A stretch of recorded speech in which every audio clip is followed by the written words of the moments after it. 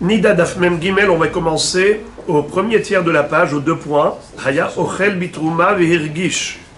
La Mishnah nous a dit que un Kohen qui était en train de manger de la terouma et s'est rendu compte qu'il allait éjaculer.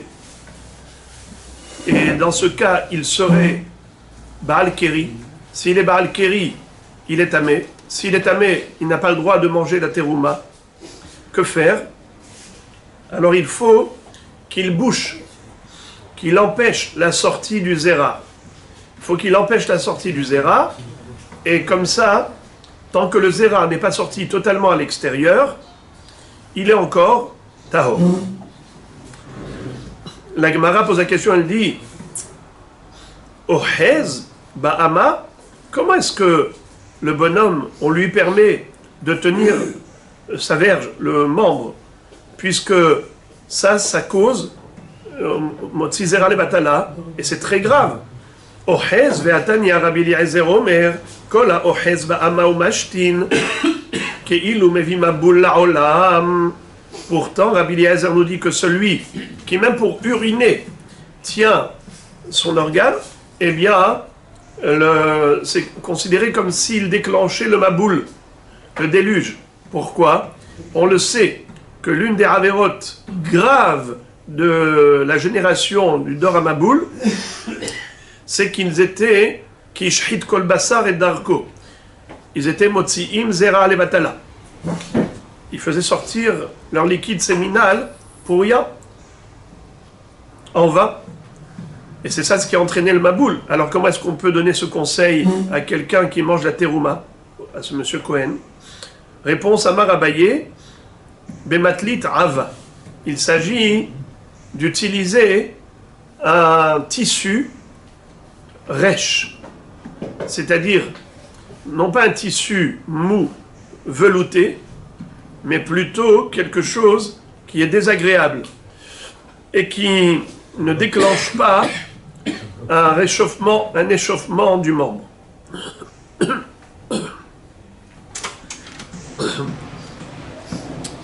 Rava Amar, afilu tema bematlit rakar, kevan de akar akar. Rava, qu'est-ce qu'il dit? Même si tu vas dire que le bonhomme, il a utilisé un tissu mou et velouté, mais étant donné que il a déjà été rocker, ça veut dire, puisque le liquide séminal a déjà commencé à couler, il s'est déjà détaché de l'homme, dans le sens où ça a commencé déjà à sortir du corps. Ça veut dire que il y a la source du spermatozoïde et il y a l'évacuation à l'extérieur. Il y a 2 éléments. Il y a le départ et il y a la fin. Le début et la fin. Le début, d'abord, ça commence à sortir de sa source, de quitter l'endroit, la source où se trouve le spermatozoïde. Ensuite, ce liquide séminal fait son parcours vers l'extérieur. Et après, il sort totalement du corps par l'urètre. Qu'est-ce qu'on nous dit ici? Qu'étant donné que le zéra a déjà commencé son parcours, il y a eu un déclenchement de l'évacuation de ce zéra vers l'extérieur. Une fois que ça s'est déclenché, ça s'est déclenché. Maintenant, le bonhomme, monsieur Cohen qui mange la terouma, il a la terouma dans la bouche. Il sent que ça y est, c'est en train de sortir. C'est dans un point de non-retour. Et donc, de ce fait, maintenant, adviendra ce qui adviendra. Il ne peut pas revenir en arrière. Donc, il ne peut pas empirer. Il ne peut pas empêcher, mais il ne peut pas non plus aggraver. L'interdiction de toucher à l'organe avec ses mains, c'est uniquement dans la mesure où ça peut déclencher le Hotza'at Zera le Batala. Mais si ça a déjà été déclenché et c'est dans un point de non-retour, qu'est-ce qu'il a à perdre? Rien. Il ne peut que gagner quelques secondes le temps d'avaler la terouma avant que ça sorte à l'extérieur. Car ce n'est que lorsque ça sortira à l'extérieur qu'il deviendra tamé.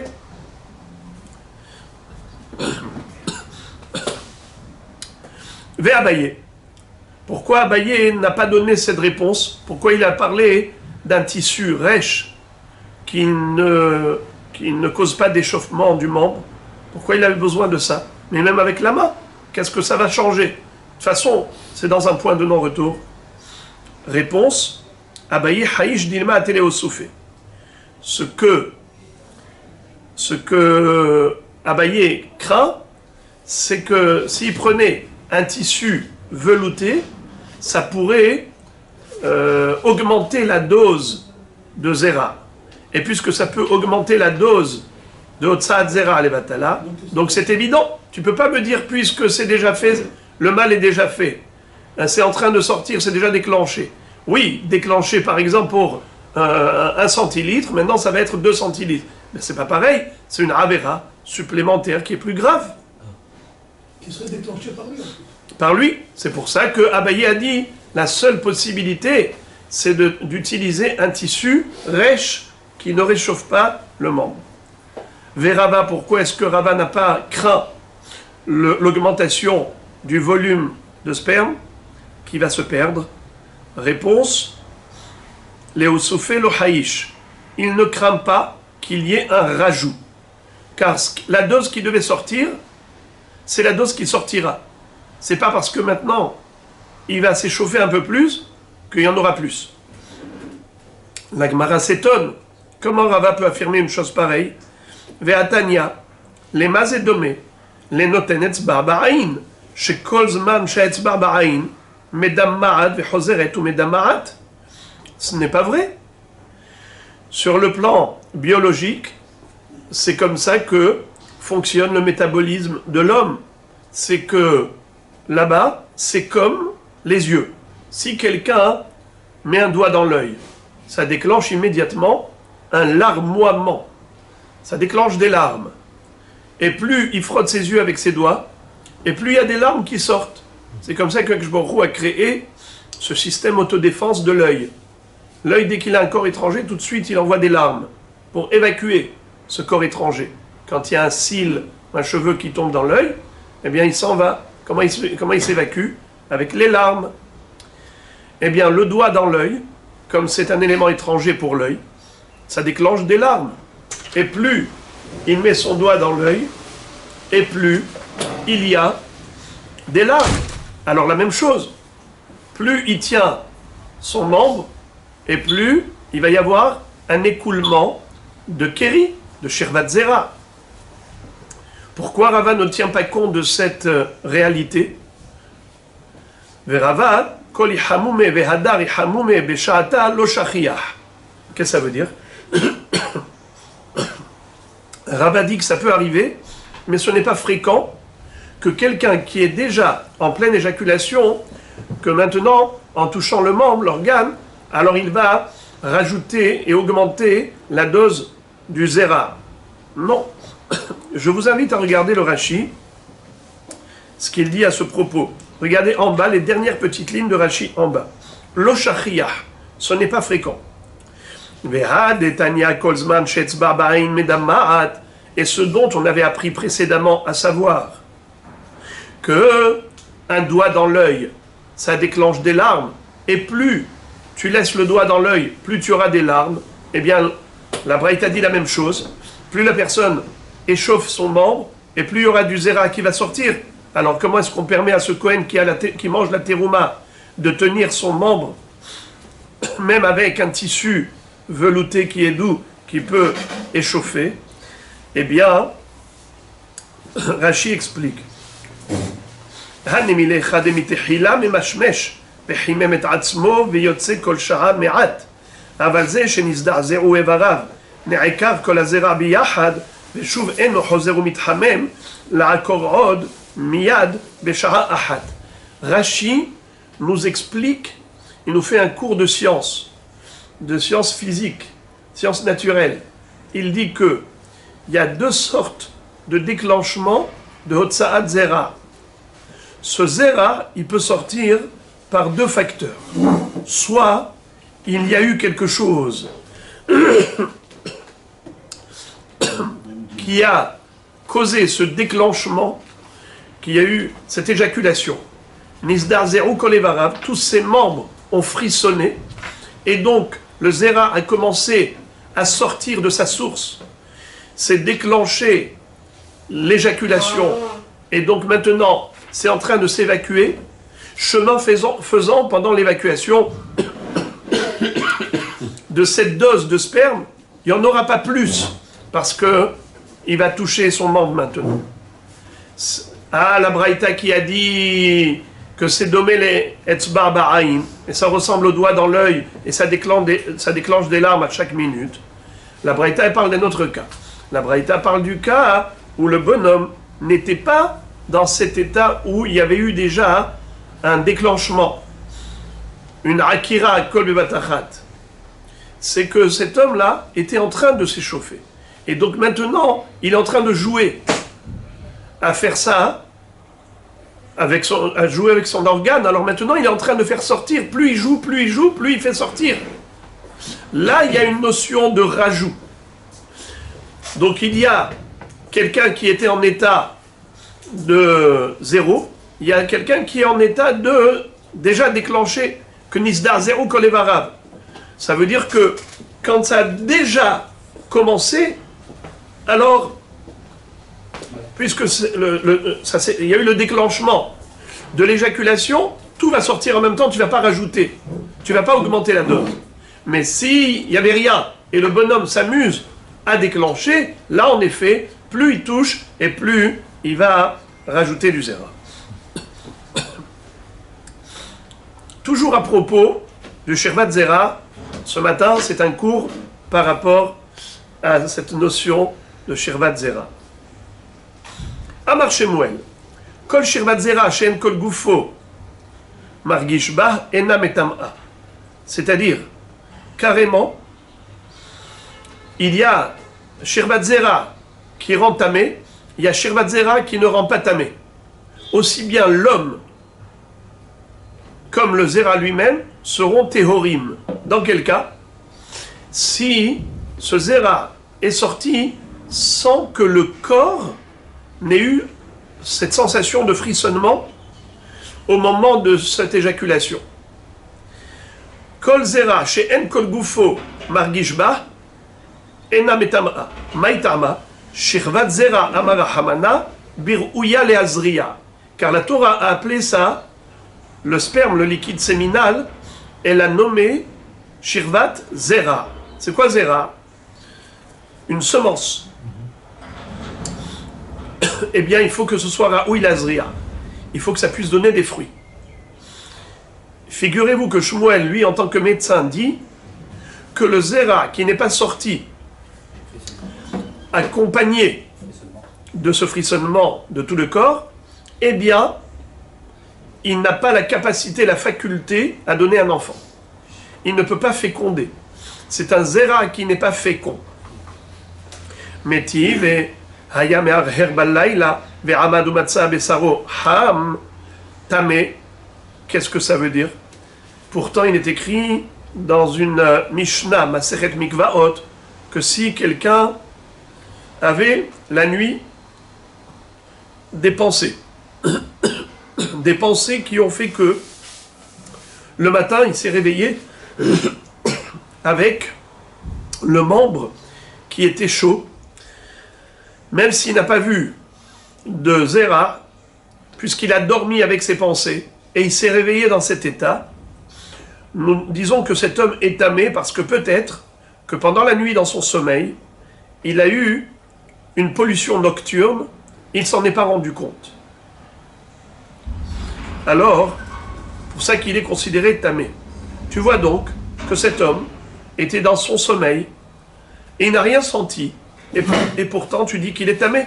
Si tu dis qu'il est tamé, c'est que tu donnes à ce Zera un statut de Shirvat Zera, de Kéri.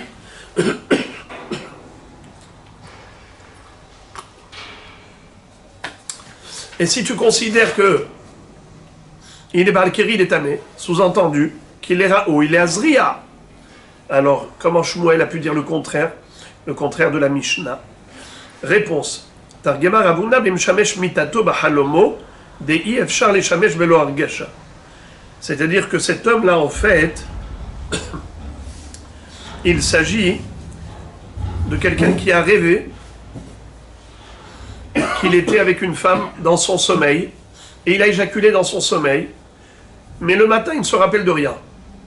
Donc c'est la raison pour laquelle nous disons qu'il est tamé, peut-être, car, en effet, le zera est sorti avec une argacha. Lui, il te dit, il n'y a pas de argacha, parce que maintenant, il ne se rappelle de rien. Tout s'est passé dans le sommeil, mais dans le sommeil, il y avait une argacha. C'est la raison pour laquelle ce zera est raoui lazria, c'est le fruit d'une éjaculation normale. Il peut être fécond, ce zera, et par conséquent, l'homme est tamé. La Gemara, maintenant, nous cite une deuxième version de ce débat par rapport à Shmuel. Lishna harina, amar Shmuel, kol shirvat zera sheno yore kahetz, ena metamea. Shmuel, dans la première version, il nous a donné le baromètre pour savoir si le zera est fécond et est-ce qu'il est métamé. Eh bien, ça dépend de ce que l'homme a ressenti au moment où ça s'est déclenché. Il a eu un frissonnement qui a été ressenti par l'homme. Mais, selon la deuxième version, Shmuel a donné un autre baromètre pour savoir si le zera est fécond, est-ce qu'il est métamé. Il a dit, ça dépend de comment il est sorti du corps. Si c'était une éjaculation qui a été par un jet du sperme, comme une flèche, dans ce cas, ce zera peut être mazria. Ça s'appelle shirvat zera. C'est une semence qui est féconde, peut donner un enfant. Mais un zera qui n'est pas yoré kahetz, mais un zera qui n'est pas sorti comme une flèche, eh bien ça ne donnera pas d'enfant, et par conséquent, l'homme est tahor. La Gemara demande Ika ben hailishna le hailishna, quelle est la différence entre les deux versions? Ika ben hayhu ne'akera behargasha viatza shelo behargasha. La différence entre eux, c'est dans le cas où le début était avec un frissonnement, mais la fin, quand le liquide séminal est sorti de l'urètre, c'est sorti pas avec une force de jet comme une flèche qui part. Alors dans ce cas-là, selon la première version, il est tamé, puisqu'en effet il y a eu argacha. Mais selon la deuxième version, il faut que ça sorte et que ça parte comme une flèche. Il n'y a pas eu cette réalité, ça veut dire que la réalité n'était pas comme celle-là. Concrètement, bien qu'il y a eu une argacha au début, mais au moment où ça a quitté le corps, ça s'est évacué doucement, pas comme une flèche, eh bien d'après la deuxième version, il est tahor. La Gemara, à ce propos, nous dit Milta de pshitaleh li Shmuel mi ba'yaleh le Rava.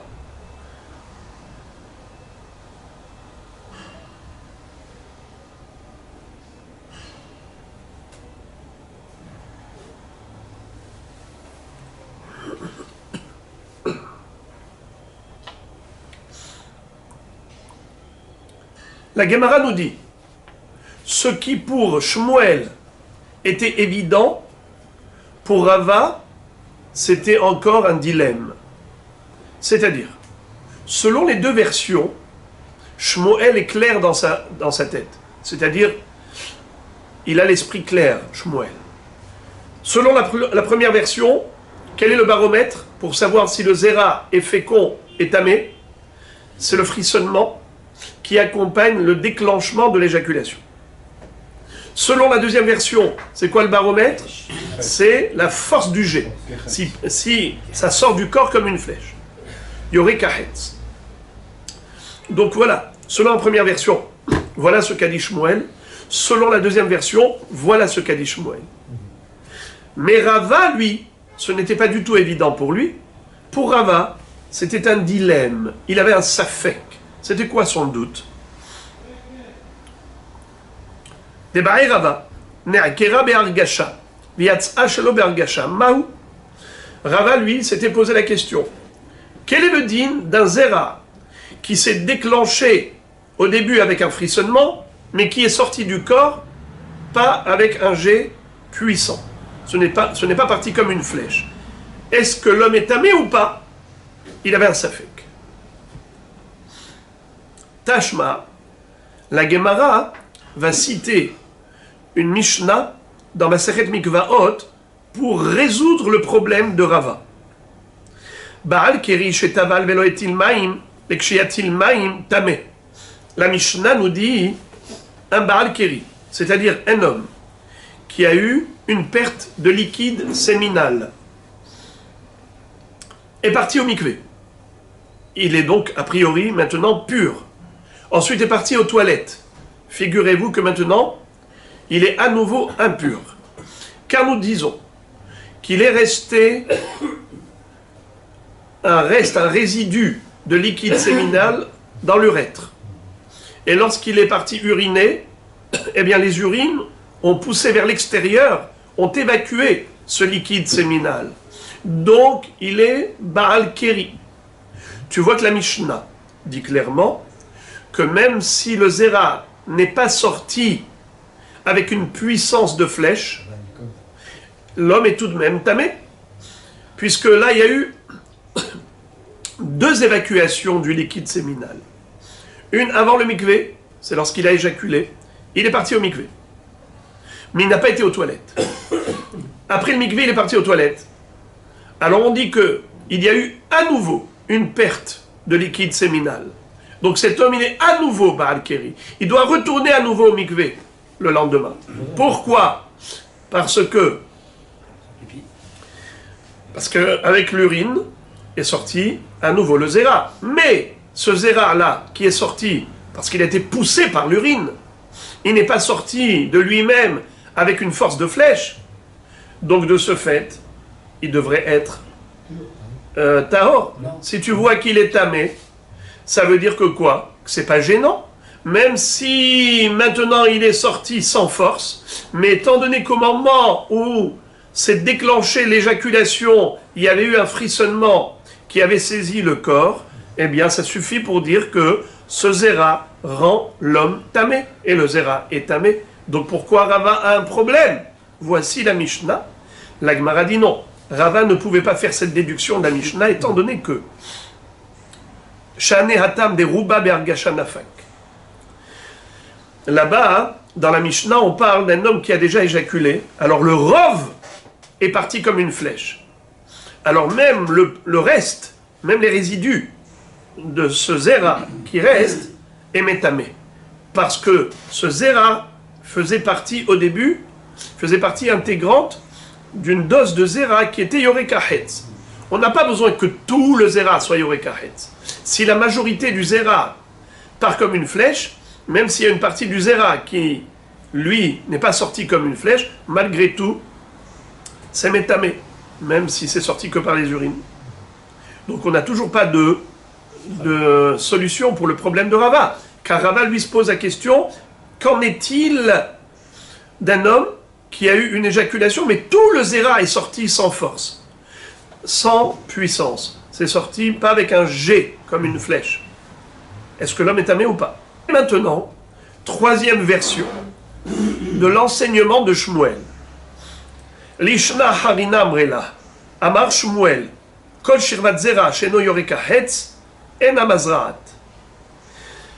Que dit Shmuel cette fois-ci? Il emploie un langage différent. Il dit, tout shirvat zera qui ne part pas comme une flèche avec force et puissance, dans un jet puissant, eh bien, ce n'est pas fécond. Ce zéra n'est pas fécond. Ça veut dire qu'il ne pourra pas donner un enfant. La Gemara fait la déduction suivante. Ici, il n'a pas dit comme avant. Avant, il avait dit « Ena metam'a ». Ici, il dit « Ena mazra'at ». Alors la Gemara dit « Azru'e ou delo mazra'a » « Hatamouye metam'a ». Selon cette version numéro 3, Shmuel, qu'est-ce qu'il te dit? Que, en tant que scientifique, en tant que médecin qui était Shmuel, il te dit tout simplement, sur le plan biologique, un zéra qui ne sort pas du corps humain avec force, comme une flèche, il n'est pas fécond. Point à la ligne. Qu'en est-il au niveau de la Toum'a? Est-ce qu'il est tamé? Bien sûr, bien sûr. Parce que s'il voulait te dire qu'il n'est pas métamé, il fallait dire Ena metam'a ou Ena mazra'at ve Ena metam'a. Mais là, il te dit que Ena mazra'at. Pourquoi il n'a pas parlé de la Toum'a?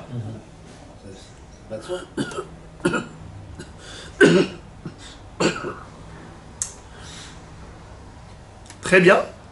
Et quel est le makor? Shenemar ki yebecha ish asher lo yetahor mikere laila afilu keri baolam. Qu'est-ce que ça veut dire?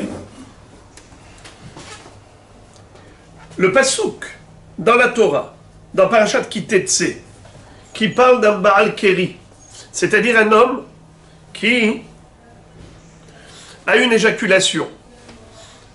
Dans la Torah, on nous parle d'un homme qui, pendant la nuit, a une pollution nocturne. Tu vois que ce phénomène-là, quand la Torah le décrit, elle dit, s'il y a parmi toi un homme qui n'est pas pur, à cause d'une pollution nocturne, mikere laïla. Le kéré, c'est le kéri. D'ailleurs, intéressant de faire remarquer que mikré, qui veut dire un incident par hasard, et kéri, ça a la même étymologie. Mikere laïla et kéri. Le point commun, c'est que le hasard n'a pas de but. Ça veut dire que quand on fait quelque chose, bon, ça c'est une coïncidence par hasard. C'est-à-dire que ce n'était pas programmé, il n'y avait aucune intention d'atteindre un objectif. Un geste qui s'est fait par hasard. Un incident qui a eu lieu par hasard. Quelqu'un qui perd une semence en vain, eh bien, c'est aussi comme un mikré qui n'a pas de tachlit. C'est ça. C'est un potentiel perdu.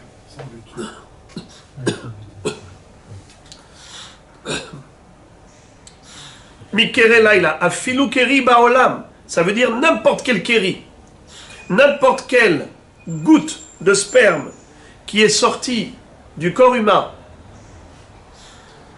avec hargasha ou sans hargasha, yorek kahetz ou pas yorek kahetz, peu importe. À partir du moment où c'est sorti, eh bien, c'est tamé. Donc, d'après cette troisième version, il en ressort que ça n'a pas de rapport. Le fait que ce soit Raoui et Azria et le fait que l'homme soit tamé, ou le Zera qui soit tamé. La Toum'a, c'est une halacha, la nature, c'est une autre halacha. Ça veut dire qu'au niveau de la nature, ça ne pourra pas féconder un enfant, mais au niveau de la Toum'a, ça rendra l'homme impur. Pourquoi? La Torah n'a pas parlé ici de Zera. Elle n'a pas employé le terme Zera, Shera ou Ilazria. Donc elle a parlé de n'importe quel kéri.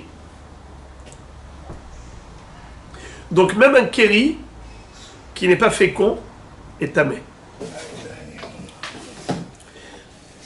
Alors précédemment, la Gemara avait cité le Safek de Rava. Ce qui était pas shoot pour Shmuel n'était pas du tout évident pour Rava. Et qu'est-ce qu'il avait dit? Rava s'était demandé Neakera be'argasha ve'yatzta shelo be'argasha mahu. Ça veut dire, si le liquide séminal qui s'est évacué de cet homme est sorti doucement, n'est-ce pas? Khalash. C'est sorti khalash. Mais au moment de l'éjaculation, c'est-à-dire au début, quand ça s'est déclenché, il a ressenti ce frissonnement dans le corps entier, où il a senti qu'il allait éjaculer. Donc ça a commencé, ça s'est déclenché avec la hargasha, avec cette sensation, mais concrètement, au moment de l'évacuation, Ça s'est fait, Khalash, faiblement. Alors qu'est-ce qu'avait dit Rava? Je ne sais pas si dans ce cas, cet homme est tamé comme un Baal Keri, ou il est tahor. Il avait un safek. D'accord? Maintenant, Rava, par rapport à cette idée-là, de dire que l'éjaculation peut être considérée comme telle, déjà au moment du déclenchement, ça veut dire que si au moment, il a eu l'argasha, même si à la fin, c'est sorti de l'urètre doucement, et pas avec une puissance de flèche, qu'il y aurait kahetz, avec puissance, même si c'est sorti tout doucement, sans argasha, il y a choliot qu'il est tamé. Alors, allons-y selon cette hypothèse, que tout dépend du début et pas de la fin. D'accord? C'est la hargasha, c'est la sensation qu'a eu l'homme au moment du déclenchement de l'éjaculation qui va fixer le statut de Tum'a par rapport au sperme qui est sorti. D'accord? Même s'il est sorti doucement. Ba'er Rava, Zava sheneaker ou memeraglea, veyarda vetavla mahu. Ça veut dire, idem, Rava il se pose les mêmes questions. À chaque fois dans un registre différent, mais pour Rava, c'est toujours la même question. Est-ce qu'on va d'après le début ou on va d'après la fin? Écoutez ça. Ba'er Rava, Zava sheneakeru memeraglea, veyarda vetavla mahu. C'est-à-dire,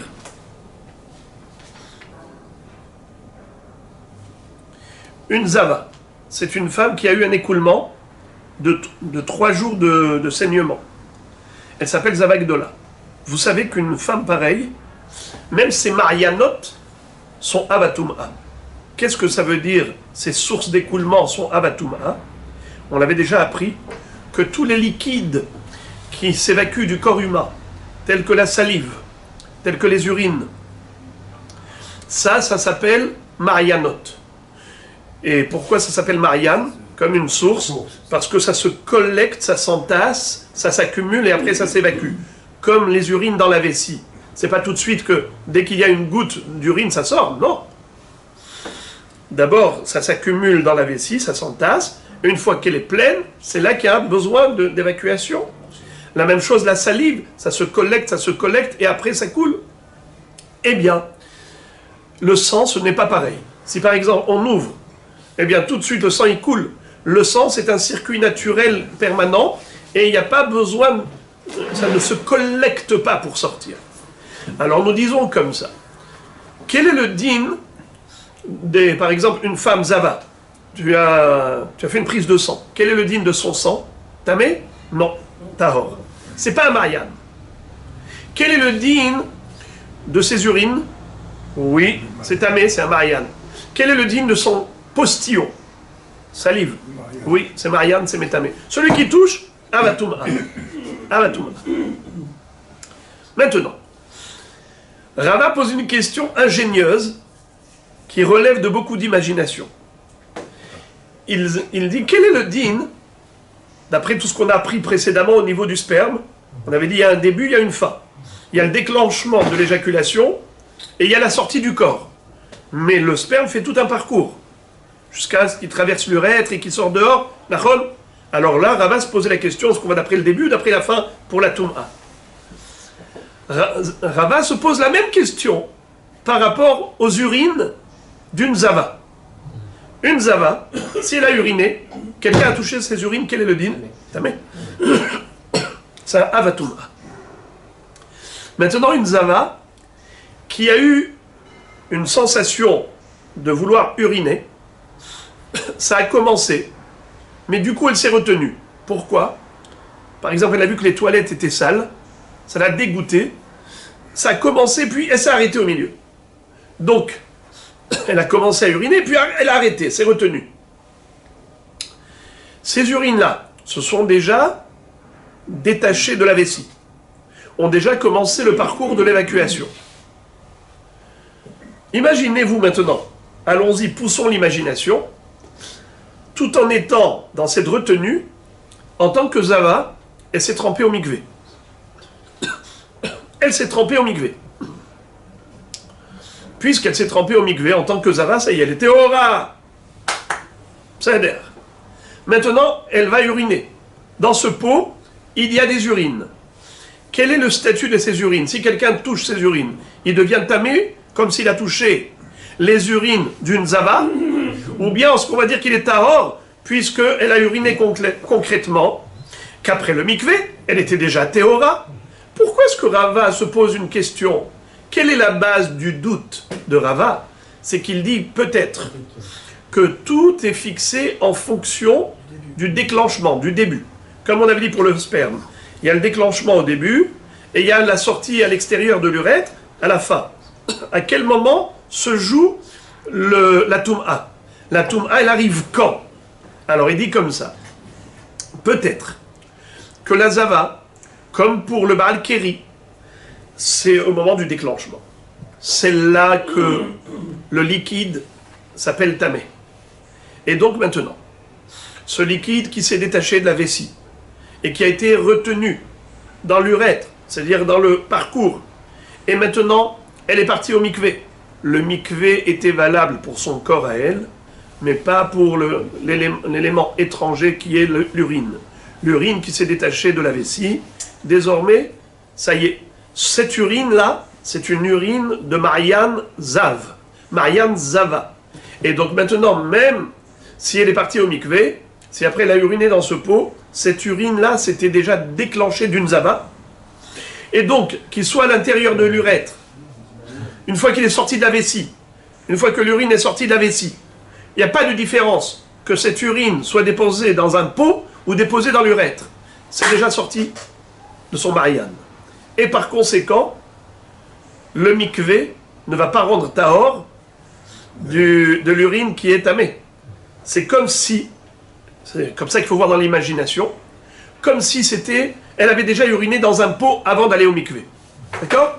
Elle avait déjà uriné. Ce pot-là, il y a dedans quoi? Des urines.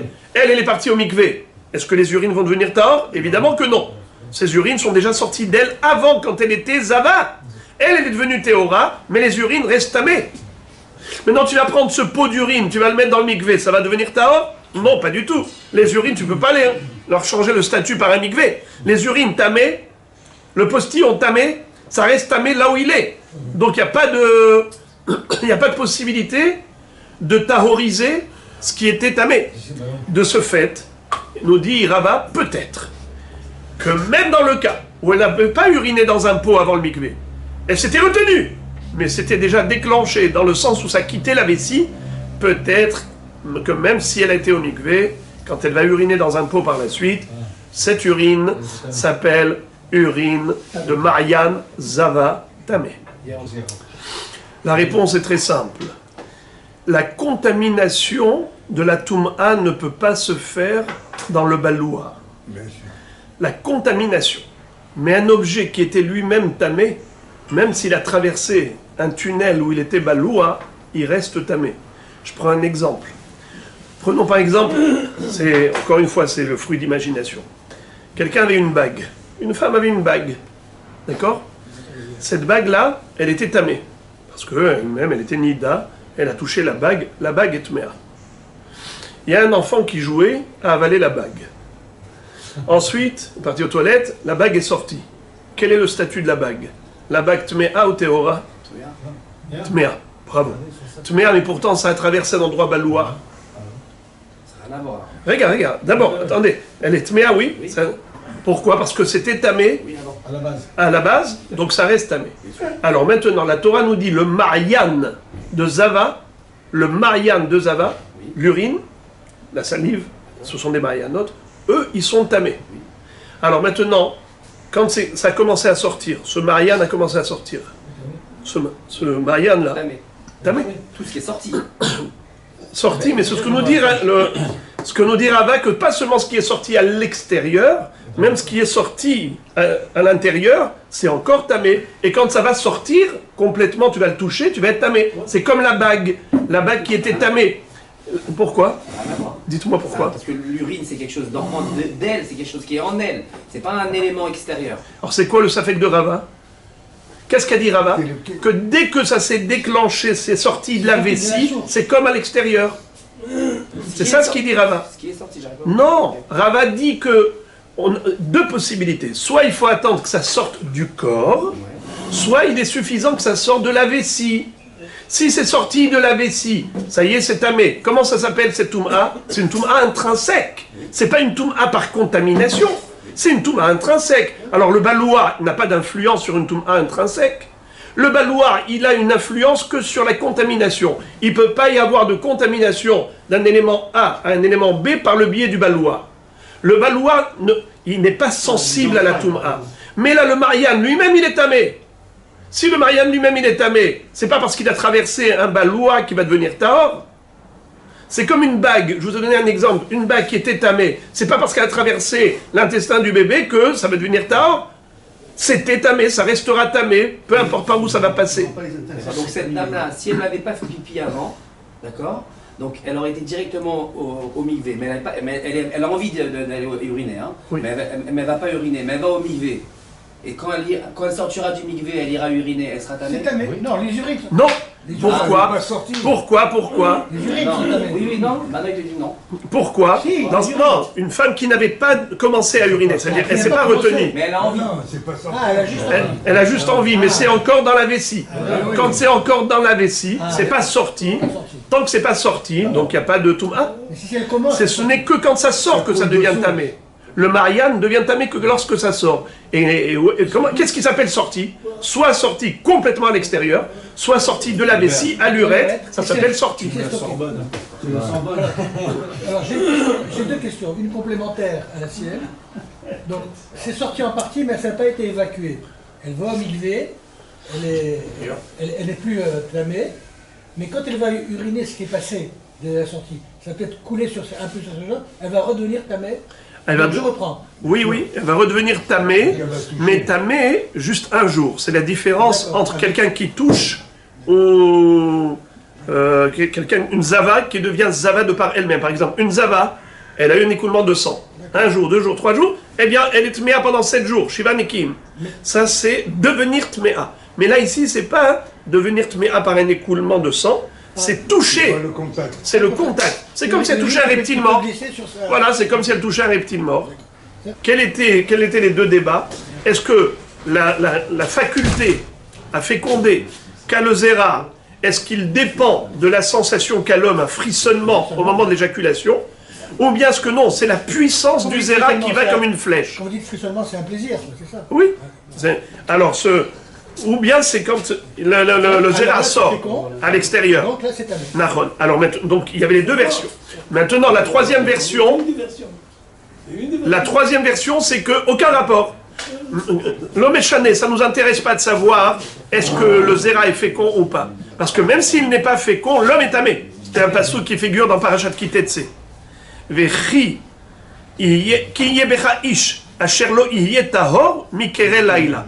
S'il y a parmi toi un homme qui est impur à cause d'une pollution nocturne. Alors la Torah, quand elle a parlé ici de Kéri, elle n'a pas parlé de Zéra. À chaque fois qu'elle parlait du sperme, elle parlait de Zéra. Donc il faut qu'il soit Raoui Lazria. Et c'est comme ça que les premières versions de Shmuel tenaient de cette idée-là. Mais selon la troisième version, puisqu'une fois la Torah a appelé le Zéra, elle l'a appelé Kéri, elle ne l'a pas appelé Zéra, ça veut dire que Shum Keri Baolam, peu importe, même s'il est comme un Mikré, qu'est-ce que c'est Mikré? Une action par hasard, un hasard. Le hasard, c'est quelque chose qui n'a pas d'objectif. Ça s'est fait par hasard, il n'y avait pas d'objectif. La même chose, ce Zéra-là ne peut pas atteindre l'objectif de la fécondité. Malgré tout, tamé. Donc c'est ça ce que nous dit Shmuel selon la troisième version. Alors les amis, puisque nous avons vu comment Rava a poussé le bouchon très loin, et il a voulu appliquer le même raisonnement à la Zava comme le Baal Keri. Et comme pour le Baal Keri, il s'était posé lui-même la question à savoir, qu'en est-il de quelqu'un qui avait eu un début d'éjaculation accompagné d'un frissonnement, mais finalement le zéra n'est pas sorti comme une flèche avec force, donc il y a eu argacha au début, il n'y a pas eu argacha à la fin. c'est sorti faiblement, est-ce que l'homme est tamé ou pas? Ce même safek pour la zava. La zava qui a commencé à évacuer le marianne d'urine, et ensuite elle s'est retenue, l'urine est déjà dans l'urètre, et maintenant elle va au mikvé. Est-ce que, lorsqu'elle va uriner désormais, l'urine qui se trouve dans ce pot, est-ce qu'il sera considéré marianne zava, puisqu'il provient de celle qui était zava avant le mikvé? Il s'était déjà détaché avant qu'elle aille au mikvé? Ou bien on va dire non, puisqu'il était encore dans son corps, et qu'elle n'avait pas encore totalement uriné, même si c'est sorti de la vessie, elle n'est pas, c'est encore en elle, ça fait partie intégrante de son corps. Donc si elle va au mikvé, tout est tahor, tahor, tahor. C'est le deuxième safek de Rava. Maintenant,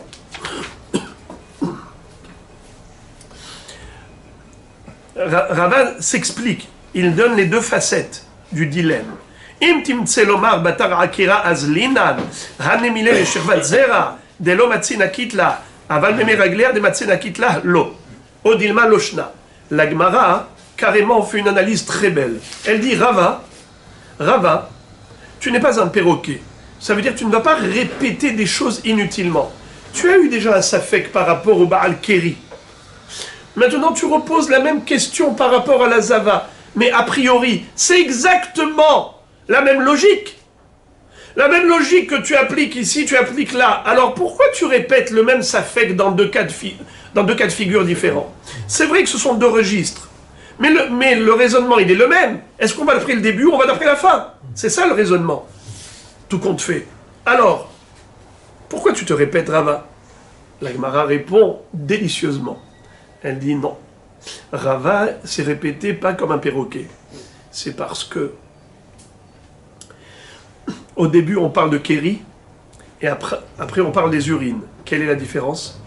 Il dit le kéri, une fois qu'il y a eu début d'éjaculation déclenchée, c'est plus possible de retenir. Il y a un point de non-retour. C'est sûr que ça va sortir. Donc là, je peux dire que ce qui a commencé à s'évacuer est considéré comme déjà à l'extérieur. En effet. Par contre, je peux dire que l'urine de la Zava, étant donné qu'elle est continente, elle est capable, elle n'est pas incontinente, elle est capable de se retenir, de se contenir. Donc même si l'urine a quitté la vessie et qu'elle a déjà commencé son cheminement, son parcours, et elle se trouve dans l'urètre, cette urine-là, étant donné qu'elle est capable de la retenir, alors c'est pas comme si elle est déjà sortie. Je considère comme sortie ce qui est obligé de sortir. Nahon. Mais quelque chose qui n'est pas obligé de sortir, c'est-à-dire c'est pas, ça ne va pas se faire contre le gré de la femme. L'urine, ça ne va pas sortir contre son gré. Si elle veut se retenir, elle est capable de s'abstenir. Non, mais ça veut dire que maintenant, combien de temps, même si c'est 5 minutes, même si c'est 5 minutes qu'elle peut se retenir, ce qui veut dire que maintenant, le jet, depuis la vessie jusqu'à l'extérieur, c'est pas un jet qui va sans s'arrêter. Alors que le jet de l'éjaculation, c'est un jet qui va sans s'arrêter. C'est pas possible de l'arrêter. Au niveau de l'éjaculation, c'est pas possible de l'arrêter. L'homme ne peut pas arrêter. Tandis que l'urine, la femme peut arrêter pendant un certain temps. De ce fait, pour ça que Rava s'est posé la question 2 fois. Une fois par rapport au Baal Keri, où le jet, c'est sûr qu'il va sortir. Là, je me pose la question, est-ce que je vais d'après le début ou je vais d'après la fin? Si je vais d'après le début, c'est considéré qu'il est déjà comme sorti. Donc il est tamé. Nachon, même si après il est sorti sans force, faiblement, pas grave. Mais si je dis que non, la hargasha, il faut qu'elle soit là à la fin, au moment où il sort de l'urètre, alors si c'est sorti faiblement, il est tahor. Mais tout ça, c'est par rapport à un liquide séminal qui sort, une fois qu'il est déclenché, on ne peut plus le retenir. Il sort même contre le gré de l'homme. Tandis que le liquide des urines, qui sort de la Zava, pourquoi Rava s'est reposé la même question? Parce qu'il dit comme ça.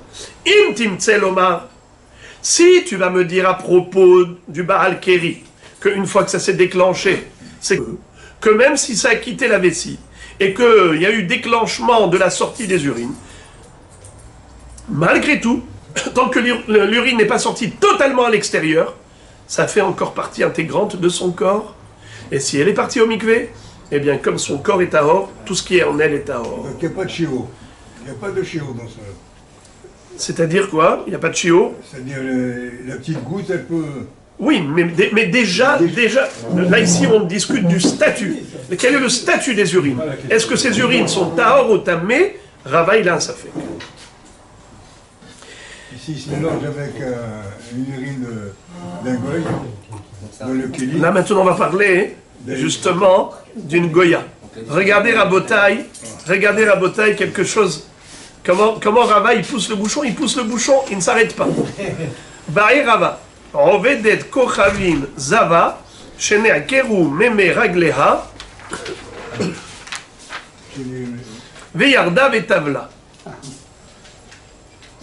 Im timtse lomar batar akiraz linan, afal gav de matzina kitleu, hanemile Israeli detmea de oraita, aval ovedet kochavim zava detmea de rabanan, lo, odima loshna, teko.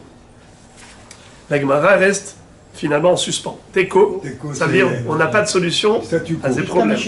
Statu quo, exactement. Alors, frères et amis, écoutez le troisième safek de Rava. C'est dans le cas suivant. C'est comme la confiture. Vous savez qu'une Goya a un statut de Zava d'emblée, de facto. Ça a été une takana de Chachamim, n'est-ce pas? Comme Chachamim ont voulu mettre des barrières entre nous et les Goyim, les Goyotes, donc ils ont donné un statut de Zava de facto. Alors maintenant, une Goya qui se convertit au judaïsme, elle va au mikvé. Maintenant, écoutez la blague. C'est ça, mais Cette femme-là, elle est bonne. qui était Goya, en Vedet Kochavim, qui est Zava, mais Zava pas dans le sens qu'elle a eu un écoulement de sang, c'est la réalité. La réalité, elle a un statut de Zava, même si elle n'a pas d'écoulement de sang, même si elle n'est pas Zava de sang, elle est Zava de facto, par takana de Hachamim. Très bien. Maintenant, ces urines d'une Goya Zava, c'est Tamé. Pourquoi c'est Tamé? Parce que les Zava, si Hachamim ont dit Zava, elle a un statut de Tméa, et donc c'est Marianot. Bravo, bien sûr, évidemment, évidemment. Les urines sont considérées comme Marianne de Zava Goya, qui est Tamé Midérabanan. Très bien, jusque-là on est tous d'accord. Écoutez maintenant. La même histoire qu'on a eue avec la juive, la même histoire on va avoir avec la Goya. C'est-à-dire, cette Goya veut se convertir au judaïsme. Elle part au mikvé. Mais juste avant d'aller au mikvé, elle a voulu aller aux toilettes, elle a commencé à uriner, du coup, il y a eu, je sais pas, un téléphone, il y a eu des hurlements, elle s'est arrêtée au milieu. Alors maintenant, qu'est-ce qui se passe? Il y a eu déclenchement des urines, c'est sorti de la vessie, c'est retenu dans l'urètre, maintenant, elle va au mikvé. Hop. Elle sort du mikvé, elle est juive. Elle est rentrée Goya, Zava, elle sort de là, juive. Et maintenant, elle fait les urines dans ce pot. Maintenant, ces urines, est-ce que ça a un statut de Marianne Zava ou pas? Vous allez me dire, mais c'est exactement le même safek. Qu'est-ce que ça change entre le safek de la juive et le safek avec Rava par rapport à la Goya? A priori, il se répète. On a déjà dit que Rava n'est pas un perroquet pour faire des redondances. Alors écoutez ce que dit la Gemara. Elle dit, étant donné que la halacha de Zava d'une juive, c'est Minatora, et la halacha de Zava d'une Goya, c'est Midérabanan, alors là, il y a lieu de dire comme ça. Regardez comment il dit. Im timtse lomar. C'est comme ça qu'il dit. Im timtse lomar batar akiraz linan aval gav de matzena kitleu hanemile be israelit detmea de oraita aval ovedet kochavim zava detmea de rabanan lo. Je peux te dire que quand est-ce que la Torah est stricte, et elle dit cette femme qui était juive, Zava, elle a commencé à uriner, et s'est arrêtée au milieu, elle est partie au mikvé, elle a complété.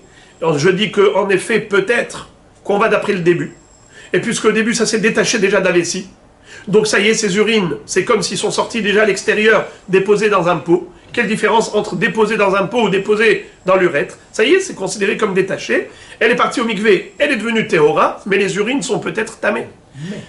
Ça, c'est par rapport à une zava de oraïta. Alors on est strict.